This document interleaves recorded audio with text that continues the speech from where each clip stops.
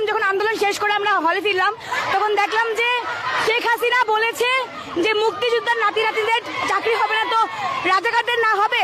তো আমরা কি বাংলাদেশে রাজাকার বাস করছি? সেই জন্য আমরা এই বিক্ষোভ মিছিল বের করেছি, মশাল মিছিল বের করেছি। আমরা সবাই ক্ষুব্ধ হয়েছি। তিনি আমাদের অভিভাবক, তিনি আমার একটা কথা কিভাবে বলতে পারেন? এই ক্ষুব্ধতার ভিত্তিতে আমরা এত রাতে হলের তালা ভেঙে, প্রত্যেকটা মেয়েদের হলের তালা ভেঙে আমরা এখন রাজুতে অবস্থান করব মিছিল নিয়ে। আচ্ছা, এর আগে তো আপনারা এই স্লোগান দেন নাই, আজকে কেন নতুন করে এই স্লোগান দিচ্ছেন? যেহেতু আমাদের সর্বোচ্চ স্তরে থাকা একজন নেত্রী, যিনি আমাদের সরকার, তিনি আমাদেরকে রাজাকার বলেছেন, সেই জন্য আমি আমার পরিচয় রাজাকার হিসেবেই দিচ্ছি।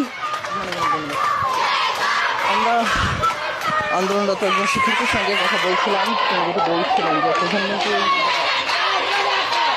বিশুদ্ধ হয়ে মূলত তারা দেশের বিরুদ্ধে Likey